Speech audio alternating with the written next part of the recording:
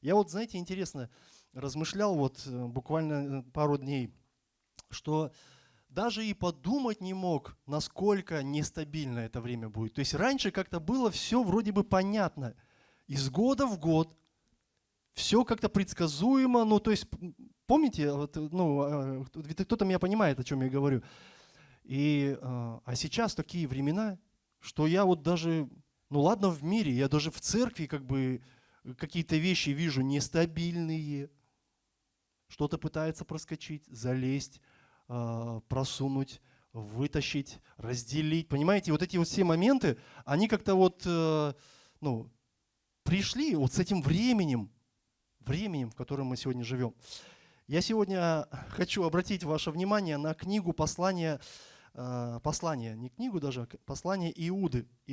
Кто-нибудь слышал, да, что Иуда написал послание? Да? Не тот Иуда, который Иуда, а тот Иуда, который брат Иакова. Да, есть такой брат Иакова, брат Господень еще его называли. Вот. Значит, он написал послание, оно небольшое, в нем всего одна глава, но оно очень эмоциональное. И если вы его читали, я думаю, вы наблюдали, как, то есть оно написано. Буквально как бы Иаков, он как решился, знаете, бывает такое, когда человек долго думал, терпел, потом решил высказаться все-таки. И вот оно так как бы с такими эмоциями, как бы, не то, чтобы там он плохое пытается там что-то сказать, да, а просто высказать свое отношение к чему-то, да. И он написал вот это послание, то есть в желании, дорогие, предупредить церковь об угрозе, которую он видит в лжеучениях, да. И причем лжеучения, они же могут быть разные, да. А есть лжеучения, которые не просто там где-то кто-то ходит, а они проникают в церковь. И суть того, что говорит Иуда, лжеучения, которые сеют разделение в церкви. То есть они даже не созидают, они не строят ничего, они буквально разделяют людей. Да? И вот в частности он говорил против таких антиномиан. Были такие антиномиане, то есть это такое веяние, знаете, чем оно отличалось? Тем, что эти люди были против закона. Вы слышали сегодня, людей такие есть, которые топят против закона? Это законничество, и знаете, у них везде такие ярлыки на все, как бы они такие, знаете, они четко видят, где закон, где там что-то там, правила какие-то нормы. Вот эти люди, антиномиане, они были против всяких законов, против норм, против правил. О них также писал Петр во втором послании. Так вот, они учили, то есть в чем лжеучение? Они учили, что спасение, оно по благодати. И мы тоже в это верим. Аминь. Что спасение, оно приходит по благодати. Человеку невозможно заработать спасение. Вот. Что бы ты ни делал доброе в своей жизни, спасение ты не получишь. То есть спасение, оно приходит по вере в Иисуса Христа. Но вот это спасение по благодати давало им возможность, вот чем они отличались, грешить без осуждения. То есть они говорили, что покаяние не требуется. Если ты уверовал, если ты спасен, все, ты можешь жить как хочешь. Просто, и все. Ну, то есть такая рода свобода. Я сегодня, кстати, слушал сестру, которая говорила свидетельство, да, и она говорит, внутри хотелось справедливости, знаете, когда Писание говорит, вы призваны к свободе, да, лишь бы эта свобода не стала угождением к плоти, помните? Так вот, мы призваны к свободе. И когда ты думаешь, почему такая несправедливость, знаете, и вот та свобода, которая от похоти, она хочет что-то отвоевать свое, кусочек пирога для себя, чтобы как бы успокоиться. Но та свобода, которую нам дает Бог, и это про эту свободу Писание говорит. Когда ты говоришь, а что я буду сам воевать по плоти? А пускай Бог решит. Я верный, я Богу служу, Бога люблю, то есть живу по Его воле, пускай Он, то есть Он же мой заступник. То есть, и вот, дорогие, мы, как верующие люди, мы должны быть свободны от того, куда нас тянет плоть, куда нас тянет грех. От этого мы должны быть свободны. Но если мы рассматриваем свободу так, что типа я спасен и могу грешить, то это уже не свобода. Понимаете? Потому что грех, он по сути остается в жизни человека.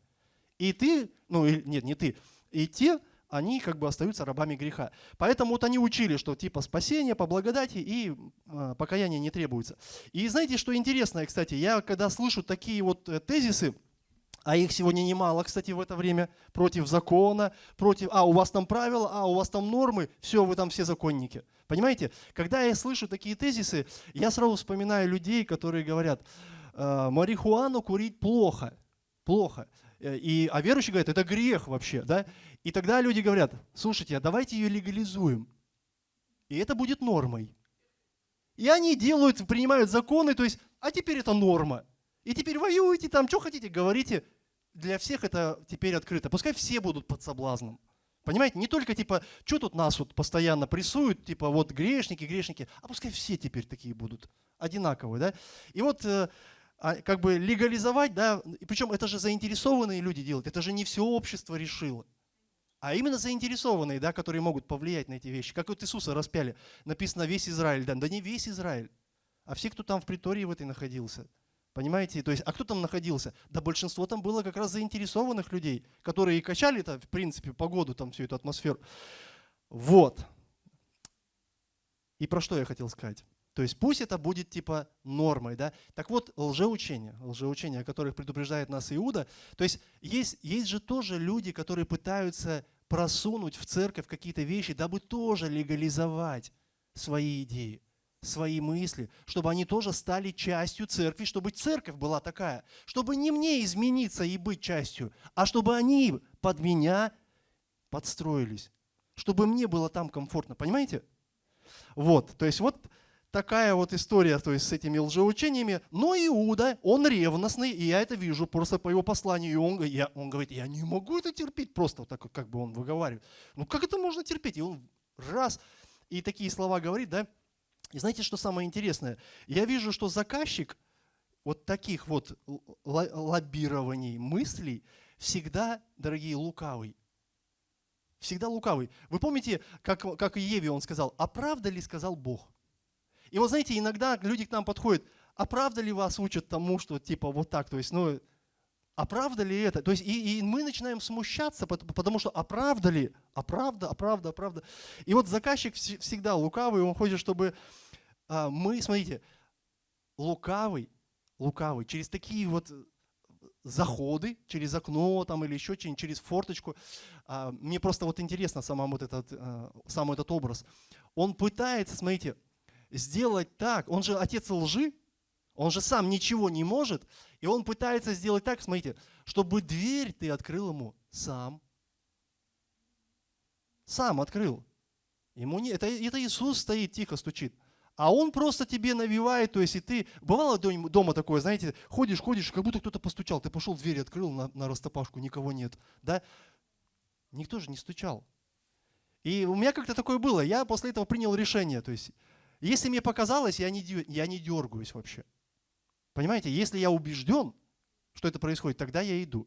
И вот, но дьявол, он действует так, что он, смотрите, он хочет, чтобы церковь, он хочет, чтобы люди, они извратили пути свои сами.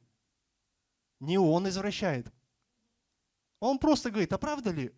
И ты раз такой действительно думаешь, а может действительно и неправда, а где правда? У меня правда, ну пойдем. И ты как бы сам выбрал другой путь и стал идти другим путем. То есть заказчик работает на то, чтобы что-то извратить. И вот вернемся к посланию Иуды. Иуды послание, значит, там есть такой первый стих, и он сразу о многом говорит. Но я как бы буду проповедовать не на этот стих, но я хочу, чтобы вы о нем тоже увидели одну мысль. Иуда, смотрите, 1:1, да? Иуда, раб Иисуса Христа, брат Иакова. Почему он не пишет брат Иисуса? Потому что на самом деле, как бы, я думаю, это скромность определенная, потому что сразу начинает с того, что он раб Иисуса, а не друг, а не сын, а не типа братишечка там, знаете, там, вот у нас сразу есть такое, ты знаешь этого человека? Да, я знаю, я с ним вместе кушал. То есть мы сразу как бы не в скромность лезем, а сразу как бы, знаете, да, я его знаю, я с ним здоровался, или мы там с ним стояли. То есть мы хотим показать, что мы типа с ним очень хорошего. То есть, а вот здесь такая скромность, знаете, Иисус, представляете, он брат, но он говорит, я раб Иисуса, но брат Иакова. Хотя и Иаков тоже брат Иисуса.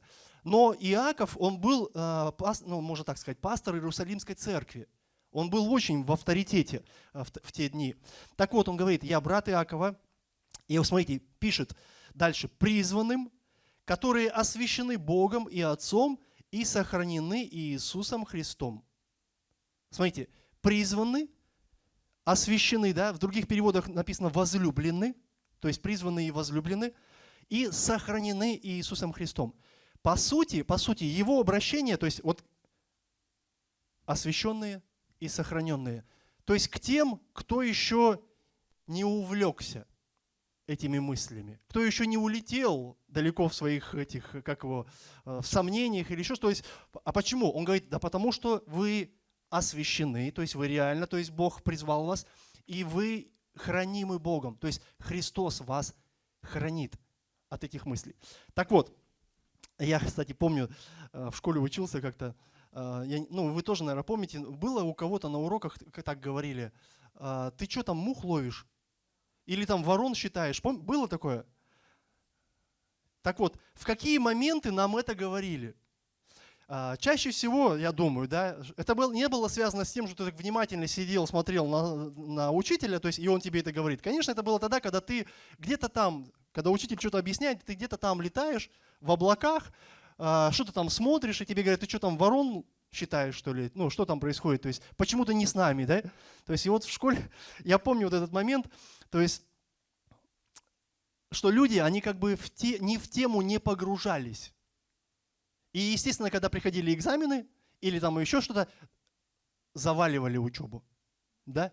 Ну, хорошо, конечно, когда еще человек вроде прочитал заданный параграф, тогда ему будет что ответить. То есть. Ну, а если он и ворон проловил, и здесь ничего не сделал, то, конечно, все завалит. И вот, знаете, я иногда смотрю, вот Богом призванный, возлюбленный, да, и хранимы. Я иногда думаю, знаете, вот мы иногда можем быть как те студенты, которые не погружаются в тему, оттого заваливают экзамен и потом как-то пути сами искривились. Понимаете? То есть повисли на какую-то тему, зацепились и улетели. То есть почему это происходит? Потому что человек не погружается. То есть когда ты храним Богом, ты все-таки как бы стараешься погрузиться вот в тему, в какой-то вопрос, да? И вот представьте христиан, да, которые не учатся из Слова Божьего, будут ли они освящены Богом, сохранены Иисусом Христом? Я думаю, вряд ли. Почему? Потому что человек увлечется чем-то только потому, что он не погружался, не укоренялся, не утверждался, да, то есть не созидал что-то с Богом. Потому что все-таки учеба, как ни крути, это созидание. Ребенок сегодня в школе учится, он созидается. Да? Вот мне уже достаточно лет, уже молодой человек, учусь до сих пор. И не только, в смысле, в духовных семинариях, понимаете? И для чего мне это? Я продолжаю созидаться. Я читаю книги, я читаю с ребенком книгу, которая для него, я читаю книгу для себя, я читаю Библию. То есть я постоянно везде созидаюсь. Почему? Это важно для меня. Важно для меня. И, то есть, а раз это важно для меня, значит, я понимаю, что если что-то прилетит, Бог меня сохранит. Потому что я всегда что-то строю с Ним. Аминь. Так вот, устоит ли тот, кто не учится, то есть из Слова Божьего, кто не созидается? И я думаю, конечно, вряд ли. Потому что устоять могут действительно только Христовы. Сохранились Христом, потому что Христовы. Я помню, однажды одного пастора спросили, кто вернется после ковида вообще в церковь, если все уже залипли просто там в онлайне. Он говорит, не переживайте, Христовы вернутся. То есть те, кто Христовы. Понимаете? Это суть такова. То есть почему? А этих людей Бог всегда хранил, даже в онлайне, для себя. И поэтому, как только ограничения снялись, они все пошли в церковь. Церковь – это важно, да? И вот сегодня о чем я хочу говорить? О том, что нам нужна опора. Я в ту неделю говорил об опоре, помните про маяк, да? И нам нужна опора, то есть нам нужно что-то такое твердое, чтобы мы могли устоять. Да? И вот Иуда, он описывая вот эту вот всю историю с этими лжеучителями, он там делает такой, не то что делает, но есть там один стих, даже два, 20 и 21, где он как бы перечисляет все такое не очень хорошее для церкви, но потом обращается как бы к самой церкви, к самим вот этим вот хранимым Богом людям. Он обращается, 20 и 21 стих. «А вы, возлюбленные, назидая себя на святейшей вере вашей, молясь Духом Святым, сохраняйте себя в любви Божией, ожидая милости от Господа нашего Иисуса Христа для вечной жизни». То есть вот он там, вот это то, а вы так не живите. Вы живите вот так, да. И что я вижу, да, Иуда увещевает церковь, то есть описывая, какой все-таки у нас должен быть образ жизни. То есть каким образом жизни должны жить мы, верующие христиане, да, чтобы твердо стоять в вере во Христа.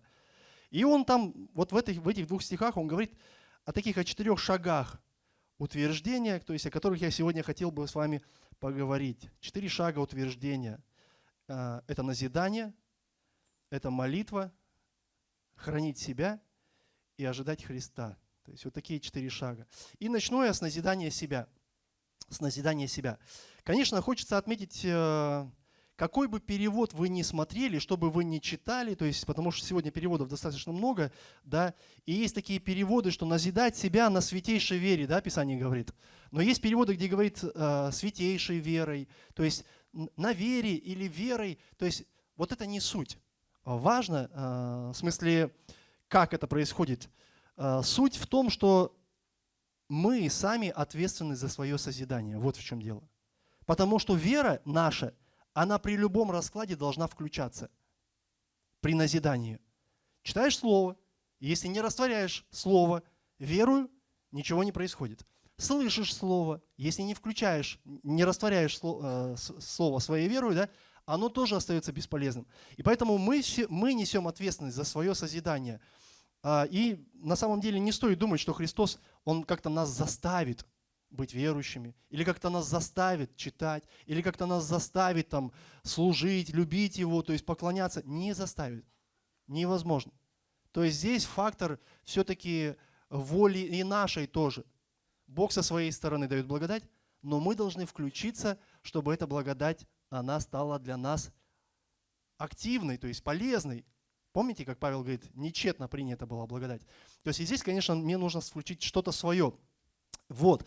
И верующий, конечно же, верующий, то есть который включается, да, он, Писание говорит, вот мы в то воскресенье говорили, облекается во всеоружие. Кто облекается? Но не Иисус же. Верующий облекается. А как это происходит?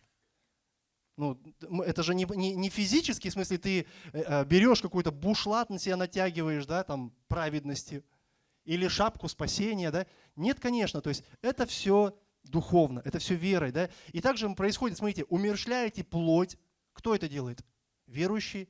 Как он это делает? Тоже духовно, по вере, представляет себя в жертву живую, то есть как это происходит, да? Но явно не на жертвенник сюда ложишься, ну у нас, кстати, слава Богу-то и нет его, жертвенника, да? Поэтому мы не можем принести такую жертву. Но человек духовно приносит себя в жертву Богу, да? И что происходит? Проявляйте еще усердие, Писание говорит. Кто проявляет? Иисус? Да нет, человек проявляет, верующий, да? Все это верующий совершает своей верой и на самом деле не без помощи Божьей, то есть по благодати. Бог дает благодать, и человек это делает. Слава Господу. Иногда, знаете, нам кажется, это нереально, это невозможно, но Писание говорит, сверх сил не дает. Все возможно верующим. И поэтому верующий, дорогие, он как бы строит себя как человек, живущий, получается, верою. То есть он все эти механизмы в Боге как бы включает, и они начинают работать на него. Так вот, почему я говорю строит себя, да, верующий строит себя как человек, живущий верой? Потому что назидая себя, буквально, если вы залезете где-нибудь какие-нибудь переводы с оригинала, вы увидите, что вместо слова назидая себя будет стоять слово отстраивающий себя. Человек, который буквально строит себя, да. И есть такие переводы, вот, устрояя или созидая себя, то есть что значит укрепляться там или усиливаться. Или, кстати, есть еще такой перевод интересный, который написано вместо назидая себя, человек ищет опоры. Ищет опоры. Мы, кстати, сегодня пели тоже про опору, да, что Бог наша опора. Так вот, про опору я тоже в воскресенье говорил, что ищет опоры, то есть он не то чтобы как бы типа сам пойду, а вот в Боге. Это должно быть в Боге, да. Маяк вот этот вот, ну, в смысле основание вот это мощное. Поэтому, дорогие, укрепляться, возрастать в вере – это наша ответственность. То есть мы строим себя. И смотрите, строить не просто на вере, да, написано, а на святейшей вере. Что значит на святейшей вере? Кстати, тоже интересный момент, когда разбирался. Причем на святейшей вере вашей. Это на откровении Христа. Это не просто, в смысле, на откровении какого-то сегодняшнего там новомодного богослова какого-то, да? На откровении Христа, которое было, смотрите, передано апостолам. А апостолами оно было передано куда? Церкви. И в церкви мы сегодня имеем, то есть это откровение, да? Откровение, которое передают. И потом Писание говорит, что оно, смотрите, на святейшей вере вашей. То есть вера была передана святым, святые святым, а потом она стала вашей. Почему? Вы тоже сегодня святые. Аллилуйя. И был такой богослов Баркли, который сказал так: жизнь христианина основывается не на том, что он создал сам, а на том, что он получил. И вот реально, если я посмотрю на свои почти 20 лет веры, я понимаю, что моя жизнь, она складывалась не из того, что типа я придумал, создал, додумался, а на том, что просто я получил. А получил я, дорогие, ну как бы правильно сказать, получил я в простоте вот это Евангелие. Христос умер за меня, чтобы я стал новым Детем Божьим. Все, я им стал, и потом что-то включилось, и это стало развиваться, то есть во мне вот эта новая жизнь, которую, собственно, я каждый день все вижу, как она растет и растет. Да? Но сам смысл, что я что-то получил. То есть, и суть такова, о чем говорит Баркли, да? То, что нам передали, то есть как по цепочке: Христос, апостолы, церковь, я. Все это мне передавалось, и это происходит по сей день. И вот есть такое место Писания, 1 Тимофея, 3 глава, 15 стих. Павел говорит Тимофею: чтобы, если я замедлю, ты знал, как должно поступать в Доме Божьем, который есть церковь Бога живого, столб и утверждение истины. То есть, и вот что я сегодня вижу, да, откуда я могу получить, дорогие, свою опору? Я ее могу получить только тогда, когда я нахожусь в церкви. Почему? Потому что Павел говорит: Дом Бога живого сегодня, то есть это не храм Иерусалима. Он говорит, что Дом Бога живого, дорогие, это церковь. Аминь. Это церковь, смотрите.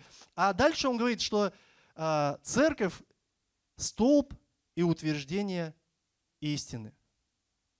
Столб и утверждение истины. И суть такова: Божий дом – это церковь, а церковь – это вот эта опора. Это опора, которая мне нужна. И, конечно же, когда люди отстраняются от нее, да, не перестают утверждаться на вот этом твердом основании. То есть им оно нужно просто. Потому что церковь, она имеет действительно важный момент, который помогает формировать что-то во мне. Много людей читают Слово Божие без церкви. Они могут уверовать, просто читая Евангелие. Я слышал одну историю, знаете, когда кто-то выбросил Новый Завет из вертолета или с самолета, пролетая там где-то, я не знаю по какой причине, то есть выбросил, я уже просто это не помню, но я помню, что эту деталь, что кто-то его нашел, начал читать и покаялся. В смысле, он как бы обратился к Богу своей жизнью, и знаете, что произошло? Это привело его в церковь.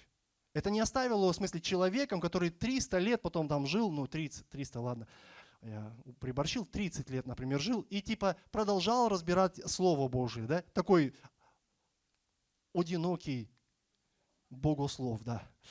Да, нет, его в церковь это притянуло. Почему? Потому что церковь, дорогие, она формирует твою любовь, она формирует твои дары, она формирует вот это вот, в смысле, твое желание служить Богу. То есть вот она все формирует дорогие. Это вот, я не знаю, Бог это как-то вложил в церковь. Поэтому она нам нужна. И в Деянии 2:42 написано, они постоянно пребывали в учении апостолов, в общении, преломлении хлеба и в молитвах. То есть пребывали все вместе чему-то учились, назидались, да. То есть это важно, это важно. И назидание себя, дорогие, это вот отстраивание, да, которое по сути является определенным трудом нашим. То есть мы как бы свое усилие все-таки должны к этому прилагать, да. И именно с таким подходом, конечно, нам нужно изучать Слово Божие, изучать и познавать истину Божию, потому что это важно. Назидай себя в святейшей вере. То есть тебе передали Слово, да. Часто так бывает, нам приходят люди, мы молимся за них, да, они принимают Господа, и мы им дарим Новый Завет. Что мы сделали? Мы передаем. То есть и человеку теперь нужно включать какие-то свои силы для того, чтобы погружаться теперь в Слово, размышлять, читать, то есть давать возможность Духу Святому двигаться. И 2 Тимофея, 2 глава, Павел также пишет, 15 стих, Тимофею, он говорит, старайся представить себя Богу достойным, делателем неукоризненным, верно преподающим Слово истины. Так вот, Павел призывает Тимофея Слово Божие преподавать так, как тебе его передавали, как тебя учили, а не так, как бы нам иногда хочется. Знаете, там, получил какое-то откровение, там, оно ни с кем, никак, да, ни в состыковку не идет, и ходишь с ним, да, не с ним надо ходить. Церкви надо преподавать верно Слово истины. Поэтому, конечно, сегодня, что я вижу, к сожалению, авторитетами для кого-то являются люди, те, которые что-то там увидели или еще что-то там с ними произошло, да, а для церкви важно, чтобы верно преподавали Слово. Вот это очень важно. Вот такое, вот, в смысле, авторитеты церкви, почему стали апостолы? Потому что они со Христом ходили, от Христа учились. Да? Не тот, а другой. Поэтому для церкви очень важно. Назидаться нужно тем, по сути, что нужно.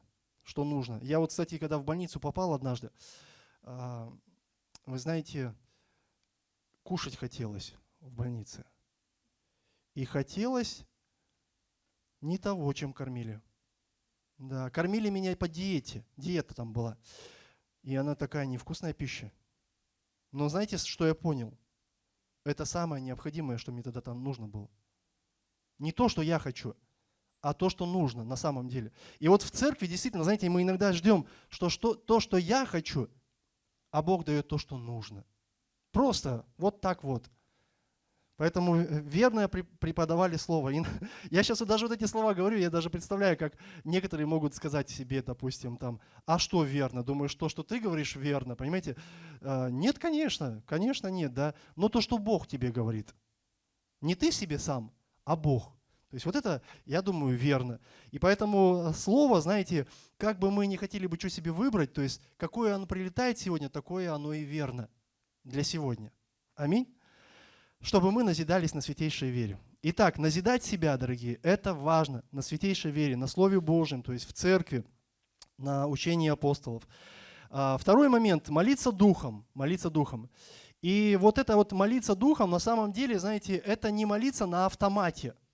Я просто иногда, знаете, бывает себя на мысли ловлю, что я могу просто, допустим, молиться на языках.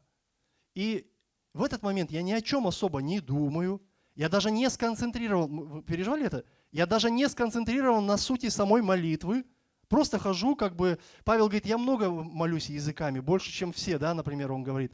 И действительно, ты можешь говорить, и ты не всегда как бы понимаешь, что ты делаешь. Ну, вот дух молится, и слава Богу. Но вот как бы молиться духом, это все-таки не просто на языках, да, это молиться, дорогие, не на автомате, не механически, а как ведет дух. Да, то есть ты как бы даже понимаешь, то, в смысле, о чем ты молишься, потому что ты думаешь об этом. И вот люди, конечно, нередко молятся, руководствуясь какими-то своими желаниями, да, там, хочу это, хочу то. И вот, ну, трудно назвать такую молитву водительством духа. Понимаете? Потому что мы же как бы о своих нуждах говорим. И это явно может быть не дух, потому что дух-то он показывает выход вообще в другую сторону. Или он говорит вообще как бы не надо тебе этого. Он же может так сказать? Потому что мы же знаем, ой, что мы только не хотели в своей жизни. Как Газманов говорит, мои мысли, мои скакуны.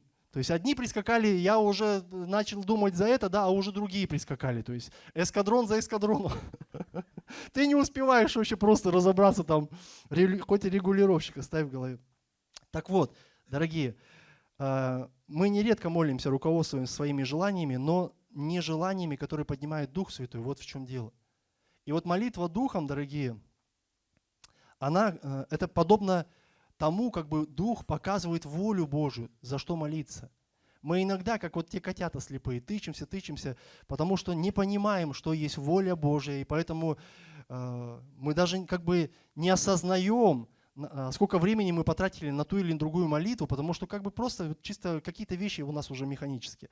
И вот знаете, интересно, Галатам 5 глава, 16 стих написано: «А я говорю, Павел говорит, живите по духу, и тогда вы не будете идти на поводу желаний вашей греховной природы».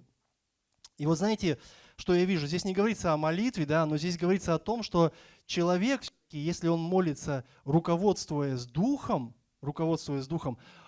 его это не уклоняет в какие-то плотские вещи.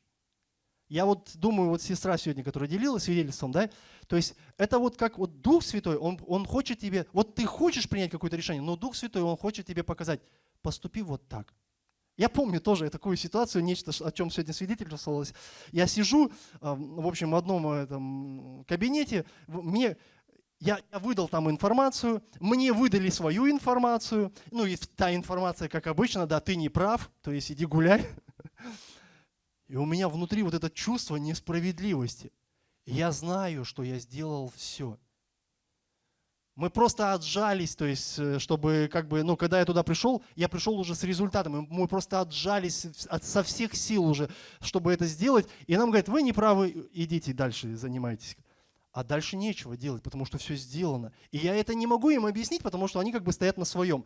Мы государство, типа мы государственная организация, мы знаем четко, у нас вся информация. И у меня такая несправедливость, знаете, внутри. И внутри голос. А ты поступи вот так. И я такой встал, знаете, и хочется вот по столу шарахнуть, знаете, рукой.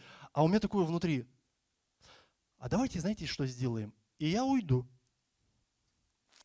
Я говорю, давайте сделаем вот так, как я там сказал. Но я говорю, давайте проверим ваш список и мой список. И просто понять, если у меня реально ошибка, я пойду исправлять. Она говорит, смотрит так на меня, а их там 2. Ну давай, ну типа трудный ты такой, попался нам. Давай, сейчас мы тебе объясним. И значит, ну там, скажем, на 15-й позиции они понимают, что у них ошибка. И у них таких ошибок было 16 штук. Да. И знаете, а я какой довольный стоял. И я, знаете, стою внутри и думаю, а если бы я начал что-то добиваться этой правды? Так вот, живите по духу, то есть внутри меня, знаете, что-то такое тук-тук-тук, а я же молился, и когда туда шел, то есть и когда там находился, сидел, когда меня не мигает, я все время молился. И, знаете, я понял, слушайте, дух, он мне помог просто не склониться. И вот это вот молитесь духом для меня, знаете, когда тебя ведет не ты себя сам ведешь, а дух тебя ведет. Ты молишься, ты наблюдаешь, ты смотришь, присматриваешься. И когда ты это видишь, ты не будешь идти на поводу желаний греховной природы. Понимаете? То есть поэтому молиться, как Дух ведет, да, не как обстоятельства, не как нужда, не как реакция поднимается, а как Дух ведет. Это очень важно, я думаю, для жизни человека. Римлянам еще вот 8 глава, 26 стих написано. «Также и Дух подкрепляет нас в немощах наших, ибо мы не знаем, о чем молиться, как должно, но сам Дух ходатайствует за нас воздыханиями неизреченными».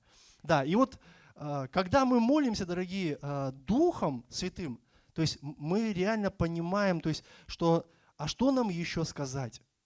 Я, кстати, интересно, однажды один момент был такой, кто-то молился в молитвенной комнате, ну кто-то, я знаю кто, и вот ты знаешь человека, ты с ним общаешься, ты вот как он общается, ты этого не слышишь в разговорах, но когда ты подходишь к молитвенной комнате,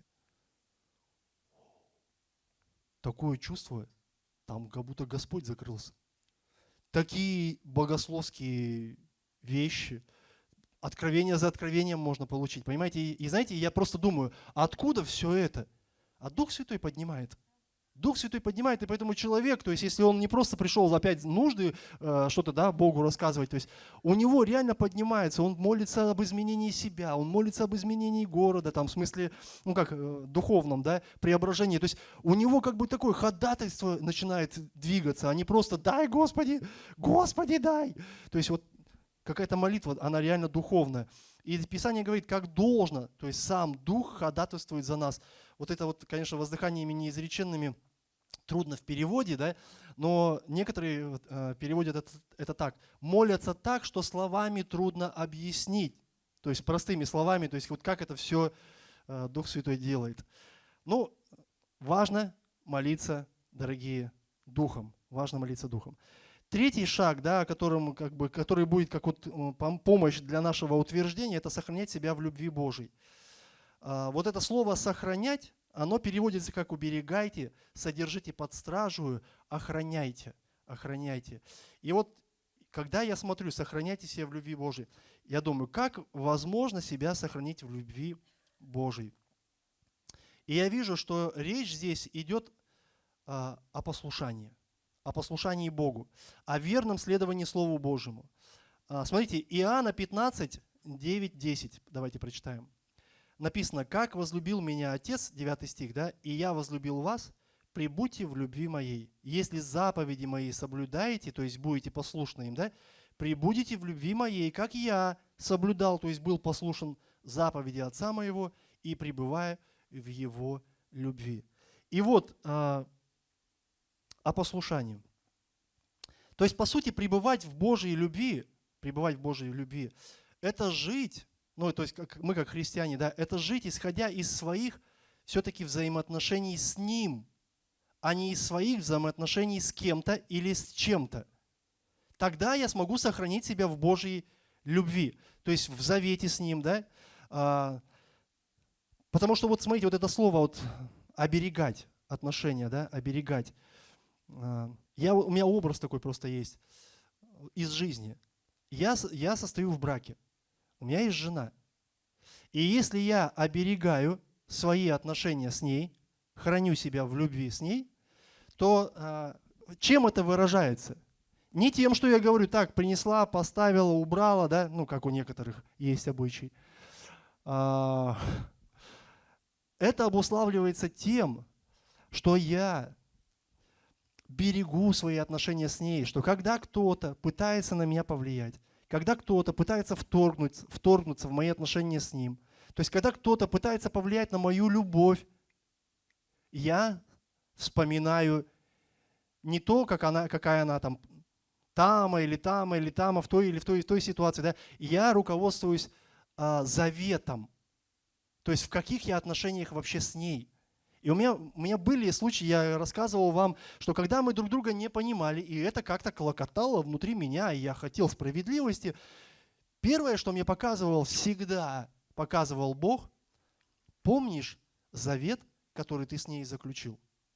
И я сразу вспоминал то соглашение, которое мы подписывали, которое мы говорили друг другу во время венчания, знаете. И когда я 17 лет, 18 уже, да? 17 в этом году, кстати.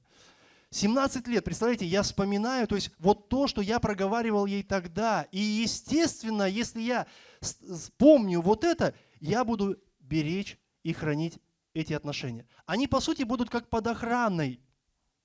Ты не украдешь. Понимаете? Почему? Они под охраной. И вот с Богом то же самое. Пребывать в Божьей любви, дорогие, хранить себя в Божьей любви, это смотреть на отношения с Ним через тот завет, который я имею во Христе. Что сделано ради меня? Какой ценой я приобретен? То есть, и поэтому я храню себя в любви Его. А Он меня любит. Кто в это верит? Да, что Он любит меня. А любит вас. Верите? Да, Он любит нас, дорогие. И поэтому нам нужно хранить себя в этой любви. Я думаю, что и благодать, дорогие, которую Бог нам дает, это тоже от Его любви. Потому что мы бы тогда устали бы отжиматься ради этого, чтобы что-то сделать для Него, чтобы как-то угодить Ему. Да? Благодать. Он ее дает по своей любви. И она для нас всегда открыта, для детей своих. Аллилуйя. И четвертый момент. Ожидать милости. ожидать милости. Ожидая милости, Писание говорит, да. И вот что я вижу.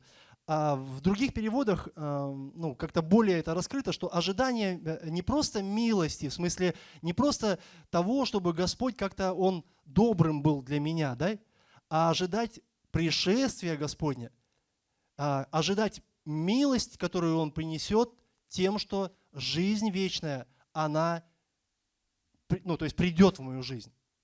Понимаете? Потому что сегодня ты можешь верить, что ты спасен, сегодня ты можешь верить, что ты имеешь жизнь уже вечную, но ты не знаешь, как все будет, потому что это будет, например, завтра, или послезавтра, или через несколько лет, да? И то есть сегодня ты живешь надеждой, но потом это станет реальным. Поэтому ты, по сути, ожидая милости, ты живешь, ожидая того, когда это станет на 100% реально. Аминь.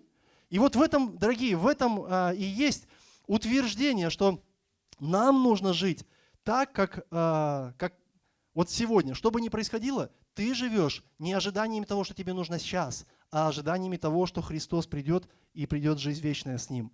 Вот с этим должна быть связана наша вся христианская жизнь. Потому что ожидание вообще тема такая интересная. Жить, ожидая не только того, что хочется сейчас, но прежде ожидая Христа, да, вот с этим бывает трудно. Я нередко вижу людей, которые хотят сегодня чего-то, и вот как бы вот по щучьему велению, и прям вот да и все, да, но я не вижу ожидания Христа.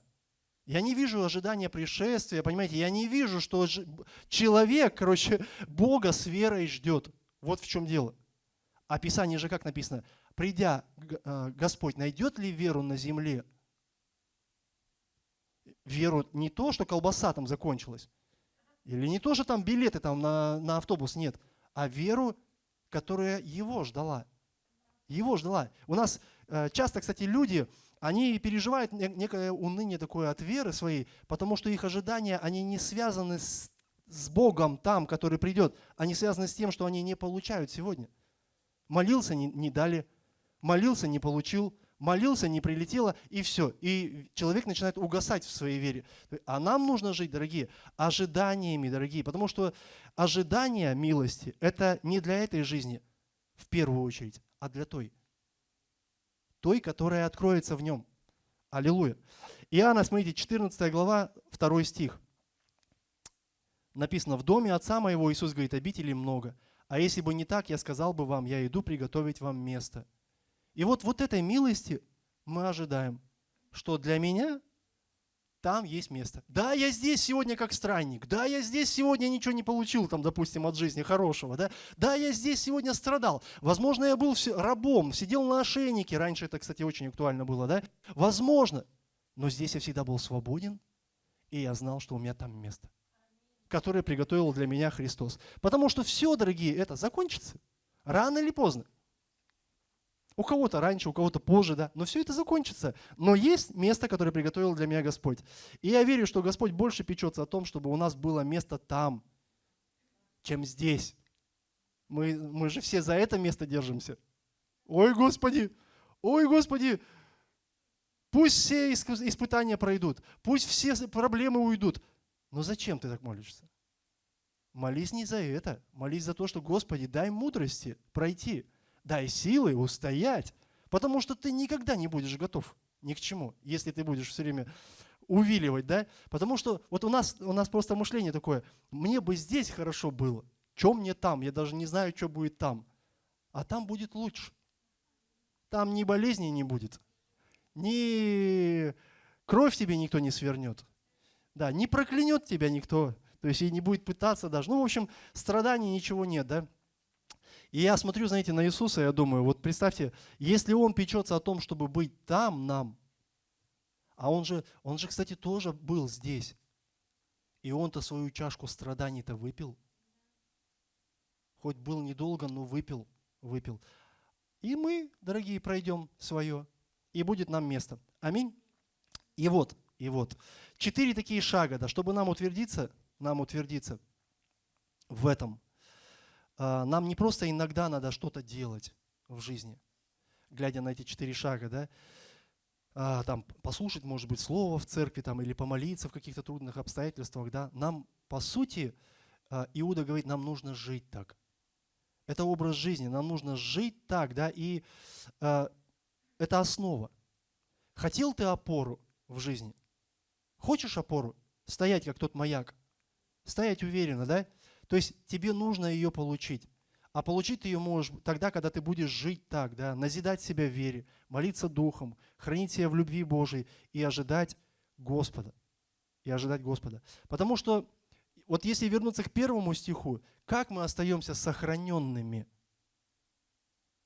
Но не из-за того, что мы все ловушки, типа там, знаете, убежали, от любого труда ускользнули, короче, знаете, и такие вот как бы, ну вот просто представьте марафон, люди бегут, да, и все бегут по трассе, по маршруту, а те, короче, раз там срезали, в кафе зашли, посидели, там, выбежали, потом как будто бежали.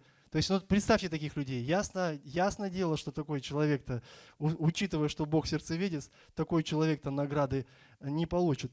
Поэтому я думаю, что, дорогие, сохраненным мы можем себя чувствовать только тогда, когда мы утверждаемся в Боге. Утверждаемся в Боге. Кстати, прочитал перед буквально вот вчера такой вот комментарий. Есть такой стих, Филиппийцам 3 глава, 20 стих. «Наше жительство на небесах, откуда мы ожидаем Спасителя, Господа нашего Иисуса Христа». Смотрите, наше жительство, оно уже на небесах. Но и мы оттуда его ждем. И как бы получается, что нам ждать на небесах, если и мы на небесах? И вот здесь смысл в том, что наше жительство, то есть настоящий перевод этого слова говорит о том, что не жительство, а гражданство. То есть мы, по сути, сегодня здесь, люди, которые живем, мы граждане неба. Да, что бы ты сегодня здесь не проходил, да, сложно, да, непонятно. Я вот смотрю, иногда иностранцы приезжают к нам и говорят, ну у вас вот это не так, вот это не так. Ну да, не так. Но мы же живем. Ну и вы смиряйтесь, живите. В чем проблема? То есть и проблем-то никакой нету. И поэтому мы сегодня здесь, как бы, но мы граждане неба. И нам приходится жить здесь, с этими законами, со всеми, то, что происходит в этом мире. Да? Но мы граждане неба. И оттуда мы ждем, когда за нами придет Христос и заберет нас куда? На родину.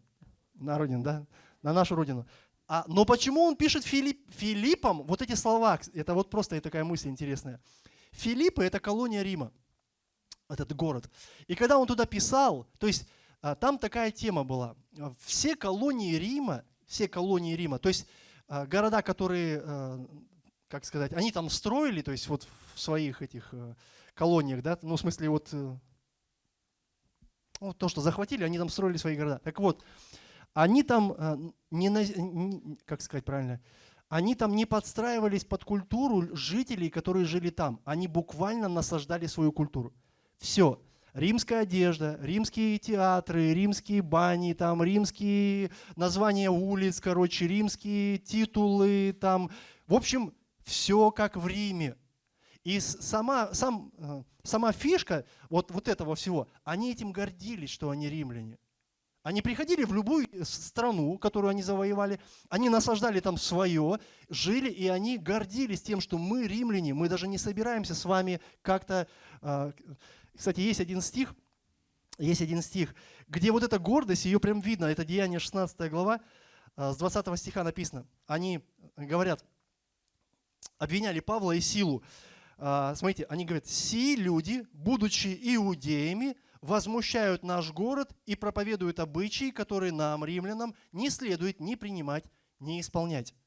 То есть вот в этом их гордость, то есть они настолько себя чувствуют римлянами, что да нам не надо вообще ни проповеди ваши, ничего не надо, у нас все есть, у нас все красиво, мы истинные римляне, то есть вот это посыл, да, посыл такой. Поэтому Павел, смотрите, он пишет Филиппам, который, вот город, который вот так вот живет, он пишет, а там церковь образовалась, да, и он им пишет, наше жительство, то есть гражданство, теперь на небесах. И как бы он говорит, ребята, я понимаю, что у вас есть соблазн радоваться тому, что вы живете в этом мире, и вы по сути как миряне можете тогда быть. Но вам нужно радоваться тому, что ваша жизнь теперь гражданство на небе. Почему? Вы принадлежите теперь Господу. Христу, да? И поэтому какие бы тренды, веяния не были здесь, нам, это как напоминание, нужно оставаться все-таки христовыми. И нам нужно не забывать об этом. Почему нам нужно не увлекаться всякими учениями, да, какими-то непонятными? Потому что мы все-таки Христовы. Мы не, как это, помните, Аполлосовы, Павловы, нет. Мы Христовы.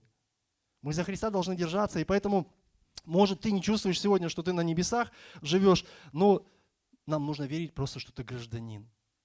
Гражданин неба. И если ты гражданин неба, ты должен отражать Его реальность, Его царство в этом мире. От того, конечно же, нам нужно делать вот этот выбор в своей жизни. Какой жизнью ты будешь жить? Жизнь, которая будет назидаться, молиться, хранить себя, да, то есть, чтобы отражать Бога своего. Либо жизнь, которую можно переключиться просто. Ну, все живут, и мне надо как-то выжить, да. Поэтому это как бы называется жизнь все-таки верой, когда ты живешь, отражая гражданство, которому ты принадлежишь, да, небесное гражданство. И вот, а если ты живешь верой или нет? И если мы будем жить верой, то, конечно же, нам нужно определенным образом жить, действовать как-то, да, то есть идти вот этим выбранным путем, чтобы, по сути, мы могли прийти туда, куда мы хотим прийти. То есть, ну, по крайней мере, мы смотрели в эту сторону. И вот Иуда, последние главы, последние стихи, 24-25. «Тому, кто в силе сохранить вас от падения и ввести в свою славу радостными и беспорочными, и единому Богу, Спасителю нашему, через Иисуса Христа, нашего Господа, слава, величие, сила и власть, и до начала времени, и сейчас, и во все века. Аминь». Аминь. Тому, кто в силе сохранить. Я думаю, было время, когда я гордился, что я, так условно, мирской человек. Но когда я пришел в церковь, я пережил что-то, что я понял, там нечему было гордиться. Я иногда понимаю Павла, который сказал, все, что я почитал преимуществом, сегодня я почитаю за ссор. Читаю, да? Я его понял, то есть как бы отчасти, что, слушай, я-то думал, что я нормально живу и я хорошо устроен, но потом я понял, что как я был далек от этого. Вот сейчас нормально только начинается. И я так рад, что спас меня Иисус. Песня Агат прилетела. Я так рад, что, Бог, Он как-то стал влиять на меня, что я стал думать как гражданин неба. Я там никогда не был. Я, можно сказать, человек, рожденный не на родине, но я знаю точно, я гражданин не этого места. Я гражданин неба. И я живу, исходя из этого. Я пытаюсь являть то, что Бог в меня вкладывает. Да? Конечно, кто-то скажет, не всегда у тебя получается. Я с вами согласен. Не всегда у меня получается являть то, что Бог хочет. Да? Но я стремлюсь, я хочу. То есть это мое желание, и Бог по благодати и по милости своей, Он продолжает свою работу во мне. И здесь Иуда об этом и говорит, тому, кто в силе, смотрите, Он в силе сохранить вас от падения и ввести в свою славу радостными и беспорочными. Ой, как я давно не видел по-настоящему радостных христиан. Вспомни, когда ты радовался по-настоящему, в вере своей, что в церкви, что ты 20 лет ходишь и ни о чем не жалеешь уже в собрания. По-настоящему радовался. Аллилуйя. Аллилуйя, Раиса Алексеевна. Да, потому что Писание говорит, ввести, смотрите, в славу радостными и беспорочными. Действительно, дорогие, есть нечто, и это от Бога. Когда мы переживаем. Да? И поэтому Иуда говорит, ему, Богу, Спасителю нашему, через Иисуса Христа, слава. Слава. Он сохранит. Я буду утверждаться. Смотрите, я буду назидаться. Да? Писание говорит, я буду молиться духом. Я буду хранить себя в Божьей любви. И я буду еще что четвертое делать? Ожидать. Молодцы, вы со мной на связи. Ожидать, да, Господа. И я буду прилагать к этому свое усилие. Но кто меня сохранит? Он. Он меня сохранит, потому что Он в силе это сделать. Поэтому, дорогие, вот такие простые 4 шага, то есть о которой говорит Иуда, и это такой, как бы, знаете, принцип утверждения от апостола Иуды.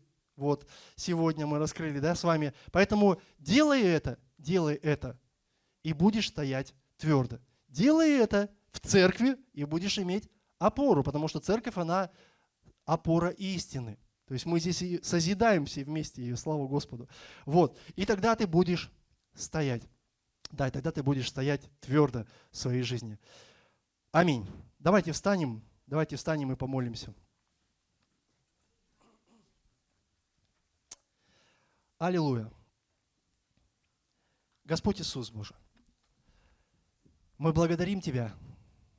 Благодарим Тебя за этот день, Боже, и благодарим Тебя вообще, Боже, за Слово Твое, которое, Боже Отец, весьма, Боже Отец, наполнено, Господи, Твоими откровениями, наполнено, Боже Отец, какой-то надеждой, Боже Отец, наполнено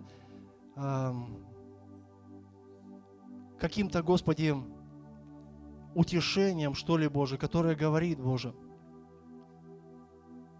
в нашу жизнь, что не все так плохо, не все потеряно, что может все быть лучше. И мы можем простираться в Тебе, Господь, благодаря Твоему Слову, Боже, благодаря Духу Святому, который, Боже, работает внутри нас. И поэтому Писание говорит, мы преданы Слову благодати и Духу Святому, то есть Духу благодати, который созидает эту работу внутри нас. Поэтому, Господи, соверши, прошу Тебя, Господи, вот эту работу, чтобы мы больше утверждались в Тебе, Господь, во имя Иисуса Христа. Чтобы, Господи, не было, Господи, вот в нашей жизни таких потраченных годов, Боже, когда мы не понимали, что происходит, Господи. Я верю, что Ты хочешь открывать свою волю нам, Боже. И поэтому, Господи, я молю Тебя, Боже, открывайся, Господи, людям, которые продолжают утверждаться в Тебе, Господь. Боже, во всякое время, какие бы дни ни были, Боже, продолжают утверждаться, Боже, укрепляться, как-то укореняться, строить, Боже, себя во имя Иисуса, Боже. Помоги, Господь, назидаться в вере, Господь, молиться Духом, Боже, хранить себя в любви Божией, Господи, как мы читали, и помоги ожидать, Боже, Твоего пришествия. Господи, мы часто ожидаем какого-то избавления от чего-то, Боже, но не ожидаем Тебя, Боже.